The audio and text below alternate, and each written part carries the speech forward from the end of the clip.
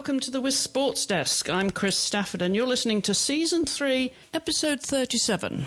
We're recording this on October the 18th, 2021, and alongside of me is my co-host, Nancy Gillen, who is in London. I'm, by the way, in Virginia, so she's the other side of the pond. And Nancy, how are you this week? Yeah, I'm good, thank you. Getting a lot darker here and definitely starting to enter winter. So, yeah, pros and cons to that, I think. Obviously, winter sport, but then not a fan of cold and dark. So, right, especially for your running. Well, speaking of winter sports, we're going to get right down to winter sports already this week, as we're being joined by Peggy Shinn from teamusa.org. Peggy, welcome back to the show. Thank you. It's great to be back. I always enjoy speaking with you. Well, you know, the last time we talked, it was all about the Summer Olympics, wasn't it? And you going to Tokyo and all of that. That just seems, I'm sure, like a long while ago now, doesn't it? Now that you're preparing for Beijing.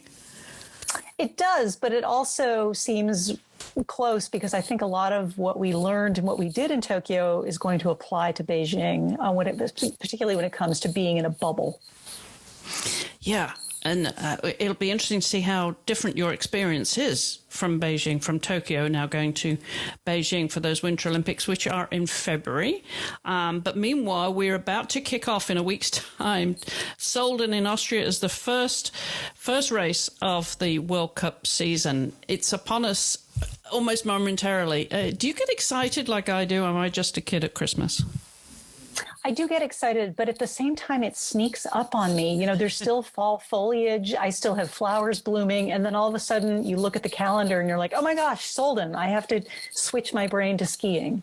So I do get excited, but it always catches me by surprise. And you can look out your window and see some tops of those mountains covered in snow already, some snow caps. Just a little bit. And I think they'll be blowing snow for the Killington World Cup soon. Oh, isn't that exciting when we start to talk about that?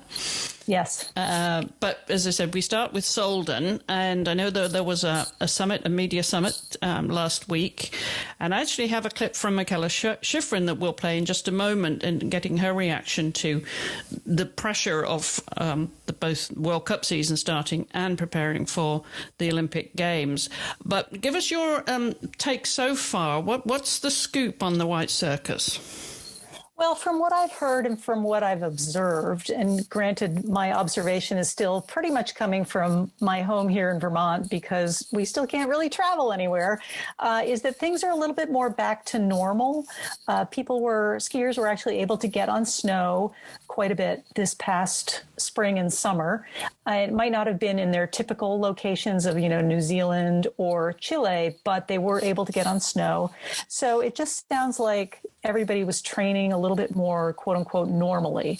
I think that will benefit everybody going into the season with confidence. I think last season we went in going, we haven't had the same training. We don't know what the season's going to be like. Our race is going to be canceled. So I think we've sort of settled into what you might call the COVID groove. And there's a little bit less uncertainty, or we're just kind of going with the uncertainty. I think a lot of the talk is around Michaela Schifrin and the fact that she was able to have more of a normal preseason and that she is skiing speed events again. So we can look forward to seeing her in some Super Gs and downhills. Yeah, it's interesting because, she is such a slalomist, isn't she, that she's going to have to choose where she races, and not just for World Cup, and then for the Olympics as well. She did say something about that if she wasn't one of the top 4 fastest girls, she wouldn't make the cut in Beijing. Give us a sense of what else she said at that summit, what your take was from her, given the awful year that she had last year, having lost her father. Right. Oh, gosh, she said so much in that summit. Every time she speaks, there's so much content in what she's trying to convey to her fans. She sounded like she had found her motivation for skiing again, although it still was, she's still struggling with the same things we're struggling with COVID, but also, she's lost her father. And I think that's always going to be a big void in her life. But she is excited to start the season, excited to race all events. I will be interesting to see if we see her in any parallel events. But I thought it was most interesting that she said she would like to ski all 5 individual events at the Olympics. But she would value an overall World Cup win over Olympic medals if she had to choose. That was my takeaway from what she said. Yeah, I think that's interesting, isn't it? She had her own description of the Olympics, for what it is. It's just a different kind of show that, that is, what was the word she used for it? I wish I could remember now, but she had a way of describing it as just being an unusual event, basically. It's because the form can be so unpredictable too, kind of, when you come off the World Cup. And it's the same with summer sports too. Right. And I think she used the word luck. Like, I think luck plays a lot more into the Olympics than it does in World Cup races. You might have a skier breakthrough or have a lucky day in a World Cup race, but you tend to see that more in the Olympics. They tend to be on hills that skiers aren't familiar with. It's the first time they will have raced on these courses in Beijing.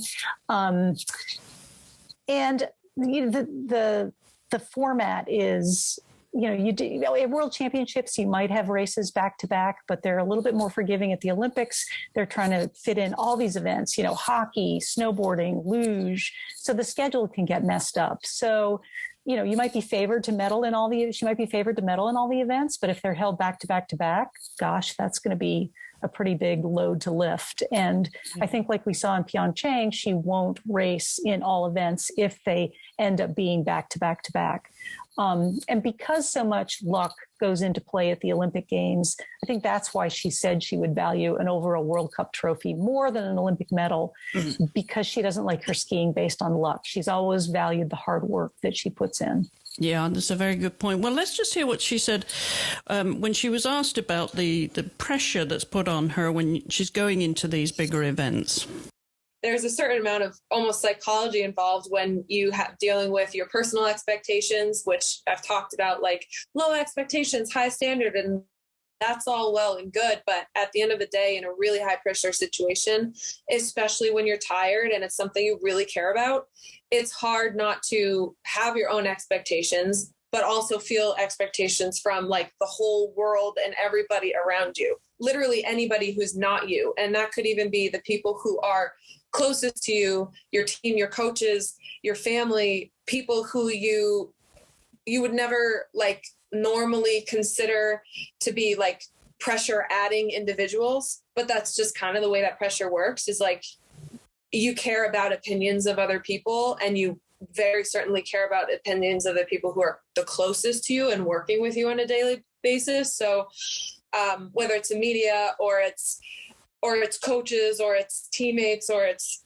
any number of friends or whatever, or just my own expectations, those are going to be there. And on a day-to-day basis, I feel that weight to varying degrees. So I've learned to kind of expect that there's like ebbs and flows to the pressure or nervousness or even anxiety that I feel. And to hopefully, take that as it comes and not feel like I have to shy away from it. Having said that, feeling pressure is extremely uncomfortable. I mean, you look at the Tokyo Olympics and so many athletes walking away from there. Caleb Dressel being quoted as like, I mean, these last days were extremely uncomfortable. There were some amazing moments, but I would say a majority of them were like, felt awful. And he won all of the gold medals that were in Tokyo, and like still felt that way. So you don't really expect that, and you would hope, going to the Olympics, this is a great event, this is the highlight of my career, all of these things, and it's going to be great. And I'm going to like make my feel the best that I possibly could feel. This is going to be the peak of my career. And more often than not, it's like very uncomfortable the entire time. So as long as you know that can happen, and that's just almost a metaphor for my entire career, any race that I compete in. Some of them I wake up and I don't know, for whatever reason, I feel like today's just another training day, and I ski really well and the whole day flows really nicely. And some days I wake up and I put my left boot on my right foot, and from there it's just a little bit more of a struggle. And like, that's also, generally speaking, manageable sometimes. Well, I know you're going to watch this very closely, Peggy, of course, how she performs, but also how the rest of the US team and beyond performs. Let's take a look at the rest of the team. We've got Jackie Wiles coming back, and I hope she never has another injury again in her life, poor girl. Yeah. And Breezy Johnson, too. I hope she learned something from World Championships. I think she went into World Championships last year as a medal contender. Not quite sure what happened, but I think she'll have some strong races this year. You'll have to remind me who else is on the team. I don't have it in front of me. Well, you said Breezy, Jackie. Oh, and so they're in the speed realm. And then we've got Nina O'Brien and Paula Moltzen on tech events. Yes. And Paula was on the podium for the first time this past year. And I think they've both had really strong training sessions, some with Michaela this summer and fall. So I think we can see them starting to work their way up into the top 15, hopefully the top 10. And we saw a retirement, didn't we, last year from the US team? Yeah, we did, and that name's gone from me too. I'm having a senior moment today. Oh goodness! We'll come back. Lorraine Ross retired, didn't she? Lorraine, no, it wasn't Lorraine. It wasn't another skier. And we'll think about it, and we'll come back to you with this. This is the fun of recording live, and it really does pull on the old memory. Right. But let's look at some of the other nations, Peggy, real quick. I'm, of course, a big fan of the Swiss team and Lara Gut, and they've got such a strong team after last year.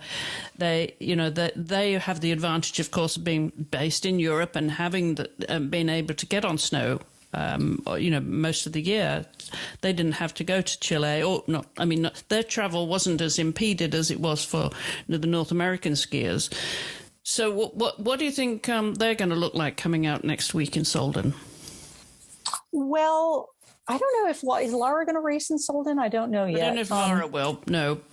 I think Michelle Gillen will be there, and she had a really strong year last year, and she's one of the few skiers, along with Michaela, who races all events. Yeah. So I think we can see her as a contender for the overall. Mm-hmm. Then there's Corinne Suter, who is a speed racer. She was right up there. She had a good season, didn't she, last year?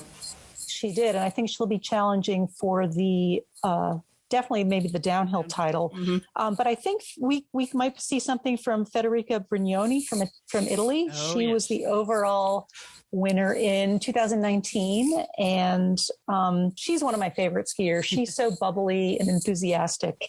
And I think she brings that to her skiing. So it will be fun to see how she does this year. As of course does Sofia Goje.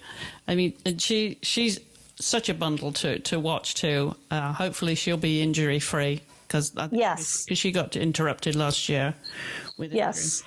And then on the other end of the spectrum is the very serious, Petra Vlhova, who has started racing more speed events as well. She won the overall last year. And I think, she and Michaela, it'll be a Petra Michaela show. I think I don't know if we can expect it, but we can look forward to that. Yeah. Well, if the last couple of seasons are anything to go by, I think absolutely. Now, a lot to look forward to. I want to just talk briefly about the bobsled, because we've got the Winter Olympics to start thinking about, not just in skiing, but with the other sports as well. And Kaylee Humphries, who switched from Canada to the US for bobsled, she's waiting for her US citizen for her passport before she can confirm that she'll be going to Beijing. Any news of that, Peggy? Anxious time for her. I talked to her last night, and she is still waiting, but she had a smile on her face, and she said she's going, she's done everything she needs to do, just like she does for bobsled, and she can just be hopeful that it will happen in time. Yeah, that really is a lot of sort of external pressure, isn't it? Something she has no control over. Right. And, it's unfortunately a bureaucracy has her future in their hands, and that's never a good feeling. Right. And you mentioned before how this doesn't just affect her, it will affect fellow athletes too, who would be competing with her. It will. The U.S. team has 6 incredibly strong break women on the team, and there'll be 6 of them vying for 3 sleds. So if Kaylee doesn't make it to the Olympics, it's going to affect a potential break woman. Mm-hmm. And I also spoke with Lolo Jones, who is going back to Beijing, hoping to finish off the medal that she felt slipped through her hands at the 2008 Summer Games when she hit the last hurdle and when she was in the lead. So she's hoping to finish her business with the Olympics and with medals in Beijing this winter. But she and Kaylee won a gold medal at the World Championships last year. So she would be a strong contender to be in Kaylee's sled. And if Kaylee doesn't get her citizenship in time and her passport, then that affects more than just her. It's very frustrating for everybody, I think, right now on Team USA. Yeah, and I'm wondering, Alana Myers-Taylor is also up there. She's on the roster for this winter, and she has her little boy Nico, and I'm wondering if they'll let her travel with her baby if they will have the same restrictions as they did in Tokyo. I also spoke with her last night, too, and she was standing in front of a wall with a Hello Kitty cartoon on it. She's in Beijing right now, getting to view the track and test the track.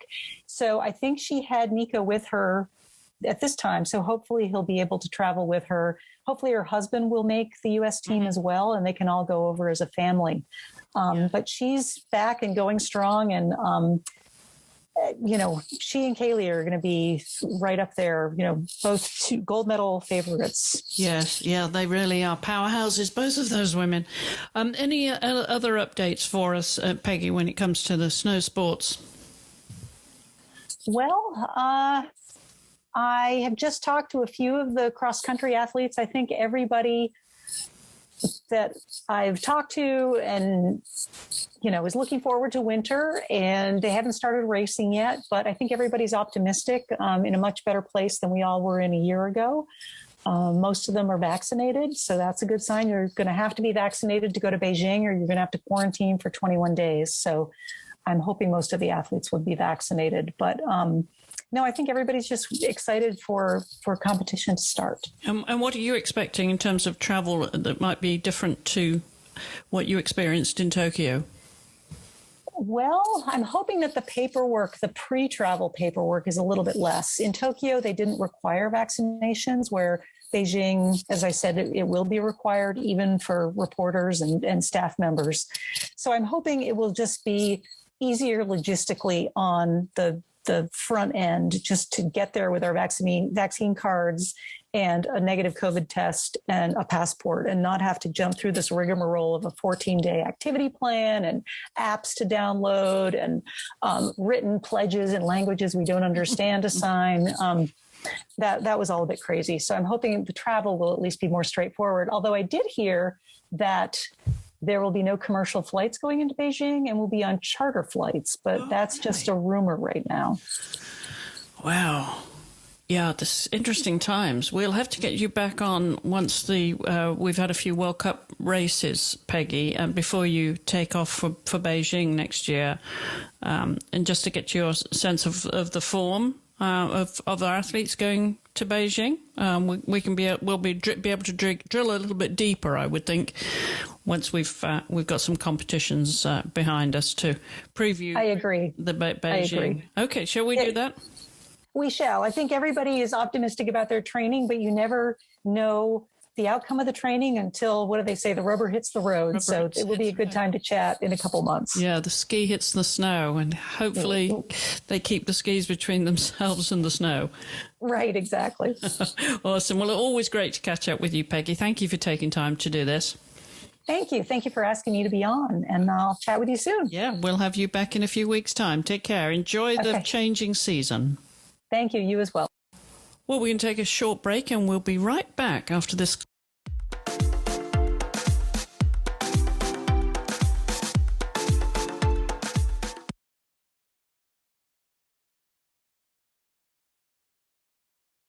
So, Nancy, we've got a load of other news, haven't we? Where are we going to start this week? I think, should we start with the NWSL? I think that's kind of been one of the your favourite topics. Well, football, yeah, but I mean the story, the sexual misconduct allegations, that seems to be kind of the biggest story in women's sport at the moment, and something that's continuously producing new stories every week. So I think the first, there's been quite a few updates since we spoke last week about it. So the first, I think, is that the NWSL has hired a new, an interim chief executive.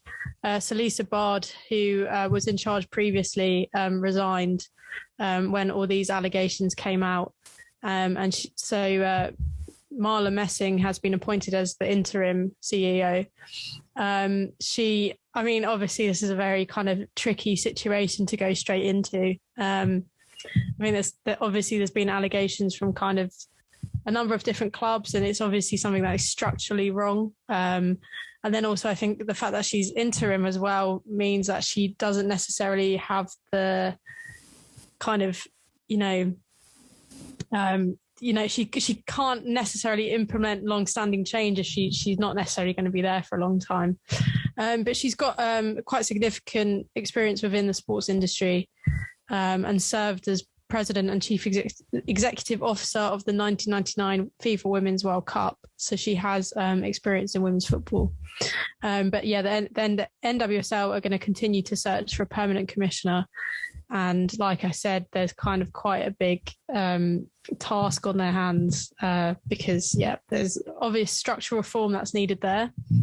On the players' side, so after the allegations came out, the players made a number of demands, which included things like kind of a place, more of a structure for where players can go if they need to report something, just stronger safeguarding policies essentially. And the NWSL and the Players Association released a statement saying that they've made further progress towards reaching a resolution towards these demands. So there is some progress being made since the allegations first came out a few weeks ago. Yeah, and I see that also the NWSL has conceded that the players will have a meaningful role in the selection of that new commissioner. Yeah, I think that's something that's quite important. Obviously, Alex Morgan, for instance, was very vocal about how she felt Lisa Bard, the previous NWSL commissioner, had failed the players when she received information or, she received notice about the complaints and then proceeded to not do anything. So I think obviously for the players to kind of feel that the person is in charge, they trust them to do the right job, is obviously very important. So I think it's good that they've conceded that the players will have some kind of choice over who is the next commissioner. And internationally, I saw that FIFA is now expecting more abuse scandals to come out. Well, what do you have on that? I mean, why are they expecting that? Yeah, so, I think we saw something really similar with the gymnastics abuse cases. Normally when you have these cases come out in one country, it kind of triggers a domino effect. And we've already seen some allegations emerge from Venezuela and also Australia. The Australia situation was quite a strange situation because Lisa Devanna, who was a former player who was quite a prolific player within the Matildas, the national setup, she claimed she was bullied, sexually harassed and ostracised during her time with the Australian national team. But weirdly, the current players released a joint statement saying that obviously they stood against any kind of discrimination, but also kind of rallied around the team, as in the national team setup, by saying that none of them had ever experienced what Davana was saying herself. So they almost kind of undermined what she'd been saying, which I thought was really, really strange.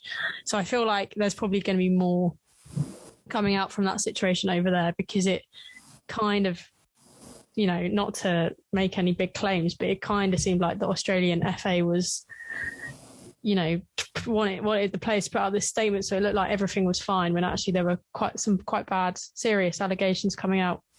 But anyway, so the FIFA have said that they're expecting a lot more cases to emerge from different countries.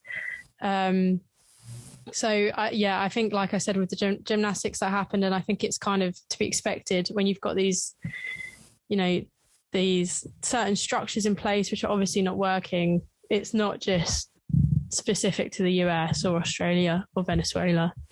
No, and that leads me on to your next story, that where Lucy Bronze, the England player who writes for your publication, Give Me Sport Women, she said she took the NWSL scandal personally because it could have happened to anyone. Why has she come out to speak about that? Is there some experiences behind that?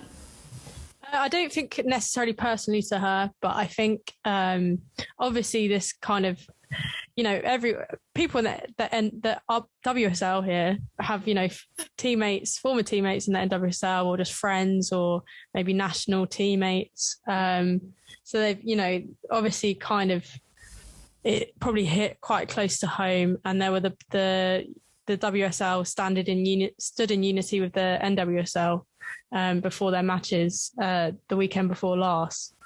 And yeah, I think Lucy was just saying that in football it could happen to anyone, like I was saying, because, you know, there's these kind of, the culture at the moment means that it could happen in any team to anyone, and because the safeguarding policies aren't properly in place, it could happen to anyone. And she also said herself, similar to what FIFA have said, that the chances are there are more stories that haven't been told, and there's more kind of instances like this across the world that we just don't know about yet.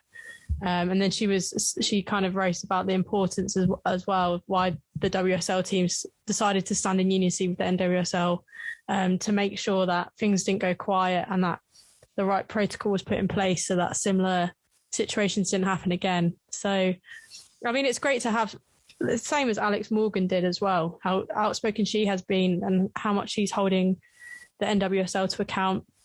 I think it's great that players of such high profile are wanting to speak out about it and make sure that similar things don't happen again by, you know, just using their voice when they can. Yeah, it really comes down to the solidarity between these players, as you say, that a lot of them know each other, internationally as well. A lot of them are friends, even partners, right? I mean, there's a tremendous sisterhood within women's football.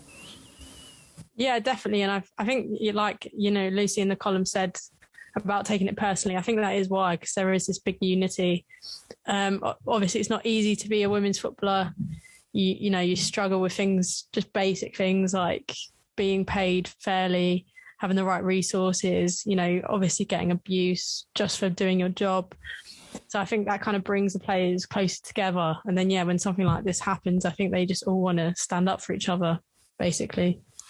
Well, we've got one more football story before we move on, and that is a continuation of the story we discussed a couple of weeks ago, if not more. And this comes back to the former USWNT coach, Jill Ellis, now because she's in a position of at the table, the top table, talking about the biennial Women's World Cup that we, as I say, we had mentioned this before, but she had things to say about this too, didn't she? Yeah, so she gave a media briefing yesterday about this proposed biennial World Cup, which I think is fair to say is not popular at all. No. I think there's numerous reasons why people don't really want it to happen, and that's, you know, the congestion of the competition schedule if you had a World Cup every 2 years. I think athlete welfare.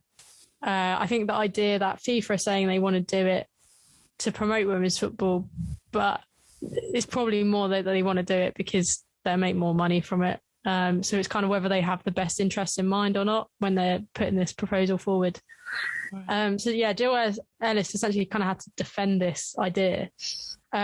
She kind of spoke about the idea that obviously, there's the Olympics, which is a really important tournament for women's football, but it's only 12 teams. So it's quite limited in that sense. You only had 3 teams from Europe. While if you had a World Cup, you would have maybe 16 teams. You'd give more teams essentially the opportunity to play international football at the highest level. And then she just kind of said, about the benefits of the World Cup normally is that you get viewership goes up, all kind of the records for people watching women's football from the World Cups. Leagues are started in different countries. Players are discovered. And that there's so many positives. But she does say that it's not a foregone conclusion that this is going to happen. And there is going to be a vote on it ultimately. But I think, I don't know, just when FIFA want to do something, they just normally just do it. And they don't really take other people's opinions into consideration. In my eyes, this is going to happen regardless of whether, people are against it or not. So I think when Jill Ellis says that it's not a foregone conclusion, I think that's got to kind of be taken with a bit of a pinch of salt. But I'm personally don't really want to see it happen. So I'm hoping that it doesn't. But we'll have to see with that one. All right. Well, that's all our football news for this week. We're going to move on to gymnastics again. And the International Federation has unveiled 10 golden rules of gymnastics in response to abuse scandals. It's come to that, Nancy. What's the details on that? Yep. So, this is essentially an awareness campaign launched by the International Gymnastics Federation, which gives basically ensures that people can take part in gymnastics in a safe and respectful environment. This, as I mentioned earlier in the podcast, this has kind of come from the wave of abuse allegations that emerged last year. So obviously starting in the US, and then also kind of coming out in Britain, I think Greece, Australia, the Netherlands, New Zealand and Switzerland. And many more countries.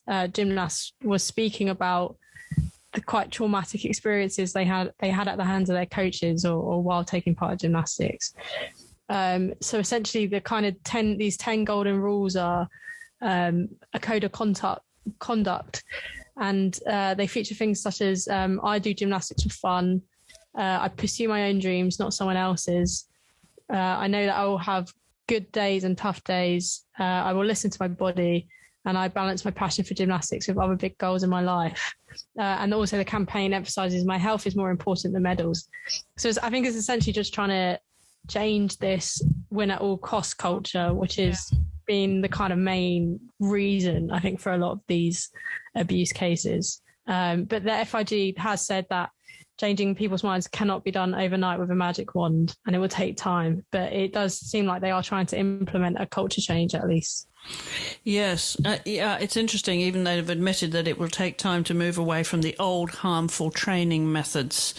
I'm sure that applies to a lot of sports, but it's very sad to read that there will be some resistance to shift away from that, that there won't be an overnight switch on this. As they said, it's just not going to happen overnight. Yeah, I think that's kind of, important to remember. It's obviously things that, same with the NWSL as well. It's things that are entrenched, and you need to have a big kind of shake up, and it takes time, but hopefully we're starting to move away from it now. So, children now that are getting into sport won't have to have the same experiences as other athletes have. Absolutely. Well, that's a lot of hard news to start the show off this week. We're going to turn now to some soft news and some tennis results, because there was a great win there for Spain at the Indian Wells Masters. Yeah, so Paula Badosa, she won Indian Wells. She became the first ever Spaniard to win the tournament, and she beat Victoria Azarenka in 3 sets. It was quite a very hotly contested match.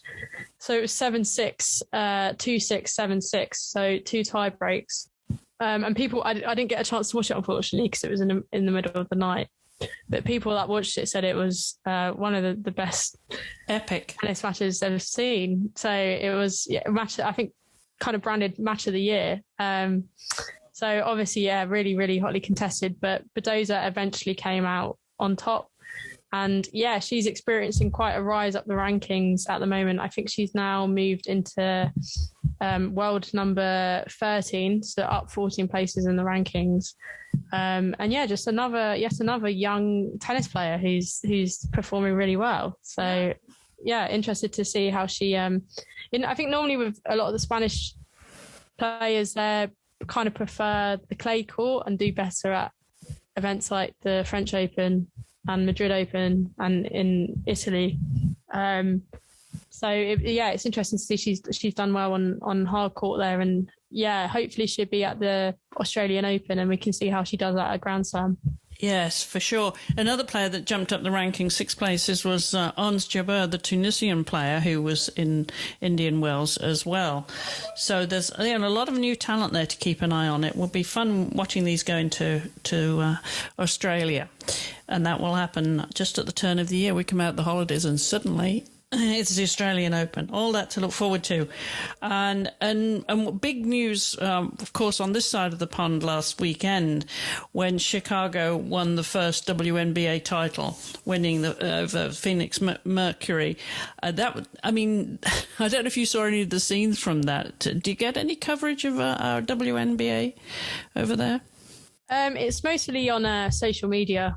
So not on TV, but I saw a lot of coverage of it on social media, and I think it was Candice Parker with her daughter. Yeah.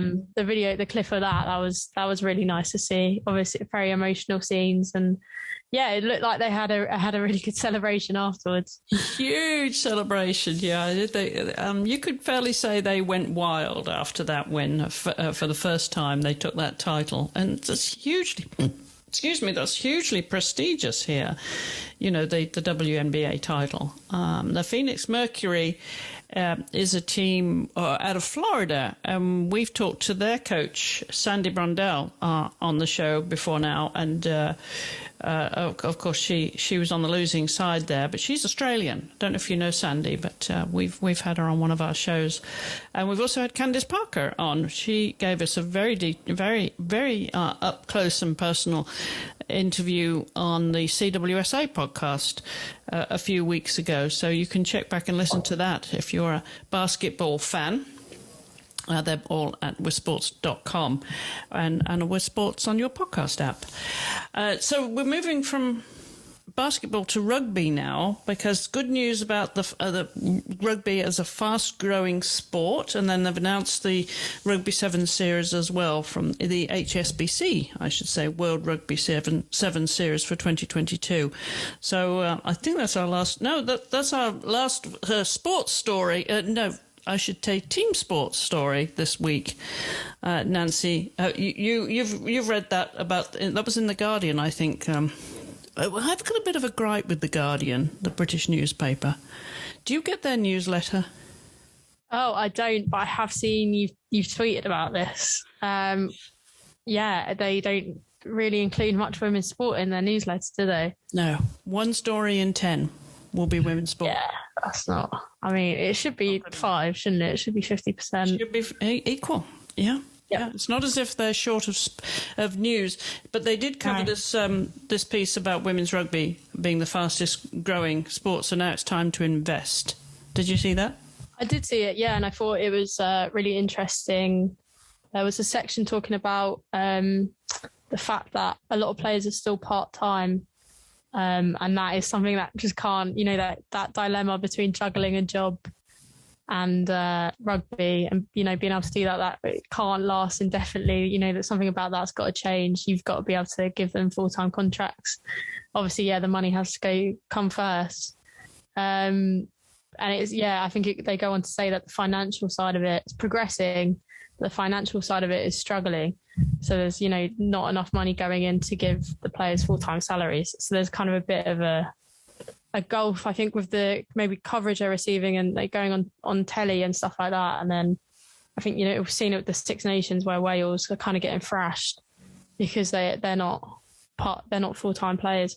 So I thought that aspect of it was really interesting. You know, you've kind of got it progressing, but there's still massive issues that needs to be fixed. Otherwise it's a bit of a kind of, not everyone's benefiting from this progression. No, exactly. And, of course, we've watched the Sevens game grow enormously over here and grow in popularity too. And I know they're getting ready to kick off that HSBC World Rugby Sevens series that starts in Dubai next month. And our own podcast hosts here, Naya Tapper and Alona Meyer, are on that team. They're really getting down to training now after their Olympic break. So there'll be 11 core women's teams after the Dubai events, and those will be Australia, Brazil, Canada, England, Fiji, France, Ireland, New Zealand, Russia, Spain and the USA. Now, New Zealand's Blackfern Sevens will be aiming to defend their title after they were crowned champions last year, if you remember, if you're a rugby fan.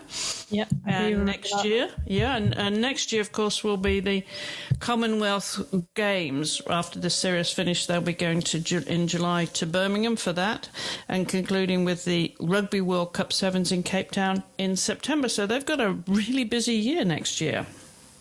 Yeah, big year, and obviously great to see things going back to normal a bit after kind of a COVID impacted season. And yeah, really, I mean, I'm excited to hopefully be able to go to the Commonwealth Games myself and see some rugby sevens there because I'm a big fan of the sport. Good. Oh, good. Well, we'll expect full reports then next July. All right. Well, that's a lot of sport news this week, as always. But Nancy, our final story this week is a tragic story. Yeah, it's very sad. So the Kenyan long distance runner Agnes Tirop, she was found dead in her home. I think it was a few days ago. I think it's transpired since that she was murdered by her husband, but I think he's currently in being held by police and they're kind of getting to the bottom of it. It's very sad. This is such a big loss of talent.